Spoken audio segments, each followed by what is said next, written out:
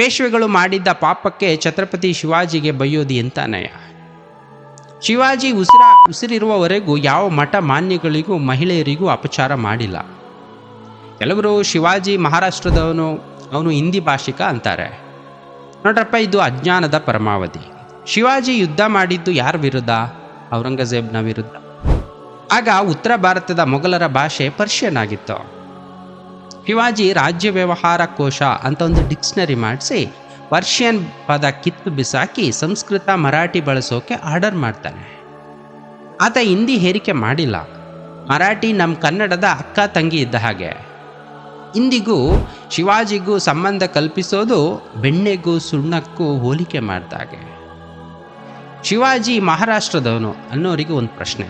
ಹಾಗಾದರೆ ಶಹಾಜಿ ರಾಜಿ ಯಾರು? ಸತ್ಯ ಹೇಳಬೇಕಂದ್ರೆ ಶಿವಾಜಿ ಹುಟ್ಟಿದ್ದು ಮರಾಠ ಮಣ್ಣಲ್ಲೇ ಇರ್ಬೋದು. ಆದರೆ ಆತನ ಬಾಲ್ಯ ಕಳೆದಿದ್ದು, ಆತನ ವ್ಯಕ್ತಿತ್ವ ರೂಪುಗೊಂಡಿದ್ದು ಇದೇ ನಮ್ಮ ಬೆಂಗಳೂರಲ್ಲಿ. ಆತನ ಅಪ್ಪ ಶಹಾಜಿ ರಾಜಿ ಯಾರು ಗೊತ್ತಾ? ಇದೇ ಬೆಂಗಳೂರಿನ ಜಹಗೀರ್ದಾರ್, ಇವತ್ತಿನ KR ಪೇಟೆ ಮಾರ್ಕೆಟ್ನ ಚಿಕ್ಕಪೇಟೆ ಗಲ್ಲಿಗಳಲ್ಲಿ ಅಪ್ಪ ಮಗ ಇಬ್ಬರು ಓಡಾಡ್ತಿದ್ರು. ಶಿವಾಜಿ DNA ನಮ್ಮ ಕರ್ನಾಟಕದ ಒಂಚೂರು ಅಡಗಿದೆ.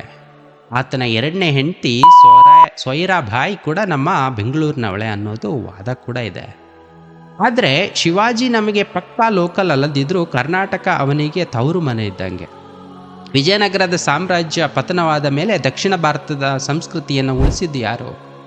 ದೇ ಶಿವಾಜಿ ಮತ್ತು ಅವನ ಮಗ ಸಂಭಾಜಿ. ಅವರಿಲ್ಲದೆ ಹೋಗಿದ್ರೆ ಇವತ್ತು ದಕ್ಷಿಣ ಭಾರತದ ಕಥೆಯೇ ಬೇರೆ ಇರ್ತಿತ್ತು. ಮೈಸೂರು ಸಂಸ್ಥಾನದ ಚಿಕ್ಕದೇವರಾಜ ಒಡೆಯರ್ ಕೂಡ ಶಿವಾಜಿ ಸಮಕಾಲೀನರು. ಇವರಿಬ್ಬರ ನಡುವೆ ರಾಜಕೀಯ ಸಂಘರ್ಷ ಇತ್ತು, ಆದರೆ ರಾಜಕೀಯ ದ್ವೇಷ ಇರಲಿಲ್ಲ.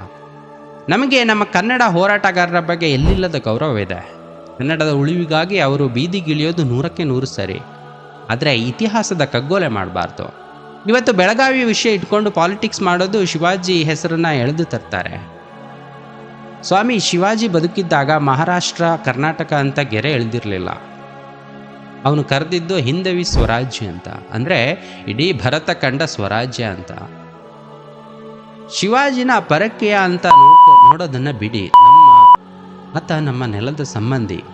ಆತನನ್ನು ದ್ವೇಷಿಸಿದರೆ ನಮ್ಮದೇ ಇತಿಹಾಸದ ಒಂದು ಸುವರ್ಣ ಪುಟವನ್ನು ಹರಿದು ಬೆಂಕಿಗೆ ಹಾಕಿದ ಹಾಗೆ.